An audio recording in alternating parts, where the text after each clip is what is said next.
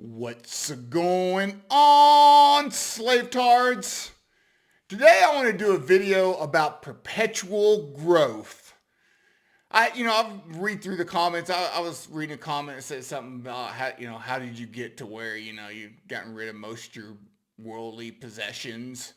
And another comment of, the more possessions you have, the more headache it is, like maintenance and insurance and, like the big thing for wealth growth, has been real estate. Like everybody's buying these homes and renting it out, and Airbnbs were big, but the more of that stuff you have, the more you spend in time, cleaning up after tenants and finding other ones and making sure they got good credit scores so they're not going to tear your stuff up, and doing maintenance and or paying somebody to do all that stuff.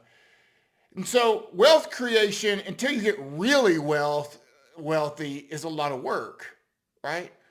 And, that's built on this society that we have of perpetual growth. You have to have more. You cannot be content with a little. You have to have more. And that is the biggest lie ever told. You don't need more, you need less, right? The only thing you need more of is time. And there's not more of that the more you work and try to make that money, that dollar bills, y'all, right?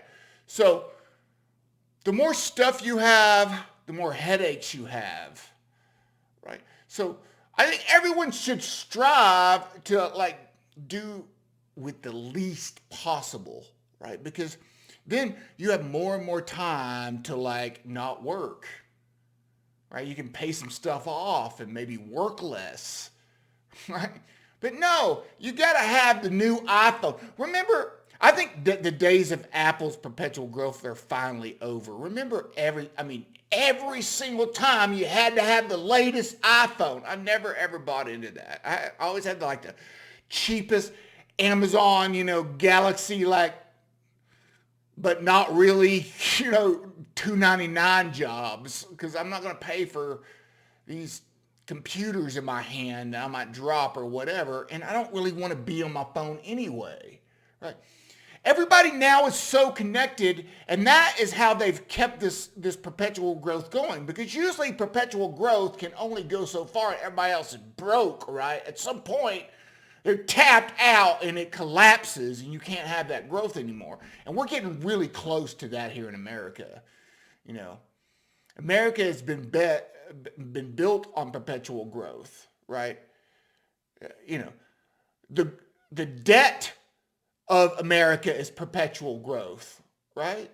They have to have perpetual growth to keep up with the perpetual growth of the debt. If they don't have that, then it all collapses. But, they're running out of things to sell people.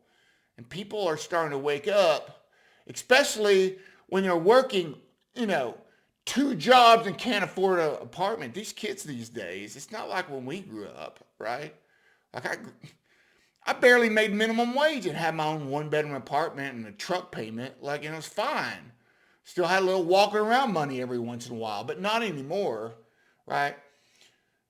These kids today, they all want to get the best education so they can get the best jobs, because they're running out. They're running out, and they see it.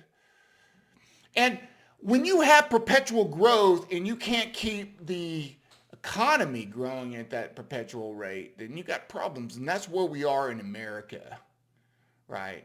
That's where we are in America. And I can tell you, when it all collapses, you may say, you've heard me say, oh, Bitcoin's not it, or whatever, silver or whatever, and that's not been it. Maybe it's gold or whatever. But one thing I can tell you is when it all comes down, the less debt you have, the better off you're going to be. I'm telling you, when it all comes down, if you own everything, you're probably going to be able to keep most of it, right? But if you don't, and you play this game of perpetual growth of always having to have more and more, right? You got to have the latest and greatest everything so you look cool to your friends kind of thing. I don't care. I don't care. All I want to do in life is go hiking with my wife and play poker and maybe the World Series main event this summer. That's all I care about. I don't care about anything else, right? Like, I don't want your phones. I don't want your, dune buggies or freaking motorcycles or four-wheelers or whatever, off-road this and like $85,000, trucks. I don't need that, right? I don't need that at all. My next car, I bought a brand new truck, and it ain't what it used to be. I got a Tacoma in 2023. It ain't what it used to be.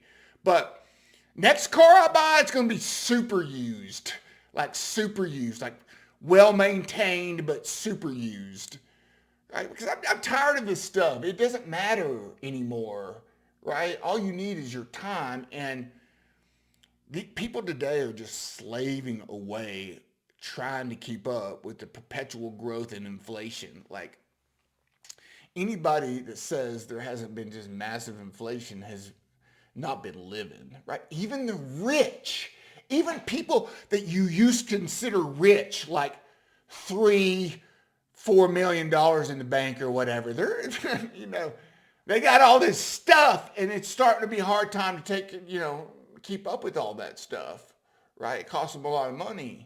You see it all the time. You see a bunch of dumbasses going through their money, and they made all the money in the world, and they end up like Warren Sapp, somehow like bankrupt after being on like HBO and in the NFL and making, $100 million or whatever. How do you go broke if you make $100 million, right? But that's the story of America that we live in. You got to have everything. And, if I'm making good money, I got to spend that good money, keep up appearances. Not Rawdogletard, not me, dude. I don't care. I really don't.